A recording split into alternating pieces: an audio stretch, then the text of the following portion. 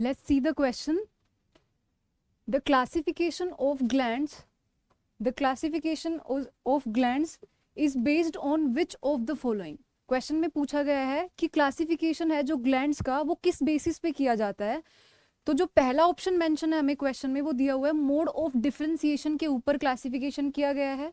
Second option जो दिया गया है उसमें लिखा गया है mode of pouring of secretions के बेसिस पे किया गया है।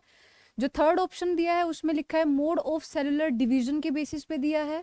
और जो फोर्थ ऑप्शन है उसमें लिखा गया है नन ऑफ दीज।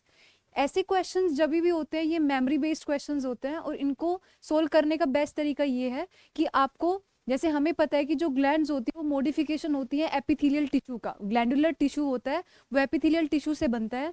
और एपिथेलियल टिश्यू के बेसिस पे हम क्या करते हैं, ग्लैंड्स को अलग अलग बेसिस पे क्लासीफाई करते हैं।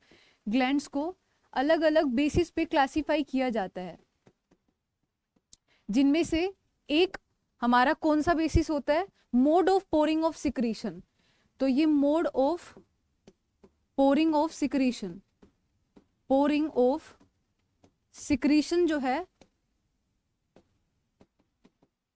ये बेसिस ऑफ क्लासिफिकेशन के अंडर आता है। इसके हिसाब से हमारी जो ग्लैंड्स होती है वो 3 तरीके की होती है, apocrine, मीरोक्राइन and eccrine glands type होता है। इसके अलावा हम सेल्स के नंबर के बेसिस पे डिवाइड कर सकते हैं, लेकिन पहले ऑप्शन में दिया है मोड ऑफ डिफरेंशिएशन के बेसिस पे कि किस तरीके का डिफरेंशिएशन हो रहा है, हम उस बेसिस पे ग्लैंड्स को क्लासिफाई करेंगे, तो ये ऑप्शन बिल्कुल गलत हो जाता है।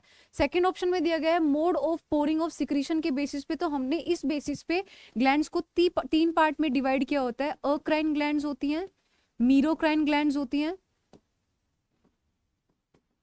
और एपोक्राइन ग्लैंड्स होती हैं। जबकि जो थर्ड ऑप्शन मेंशन किया गया है उसमें लिखा गया है मोड ऑफ सेलुलर डिवीजन के बेसिस पे हमने ग्लैंड्स को क्लासिफाई किया है, तो ऐसा भी कोई क्लासिफिकेशन का क्राइटेरिया नहीं होता है। फोर्थ ऑप्शन में दिया गया है नन ऑफ दीज, तो डेफिनेटली ये ऑप्शन भी हमारा गलत जाता है। इस हिसाब से जो हमारा आंसर आएगा वो क्या आएगा, answer number B, mode of pouring of secretion.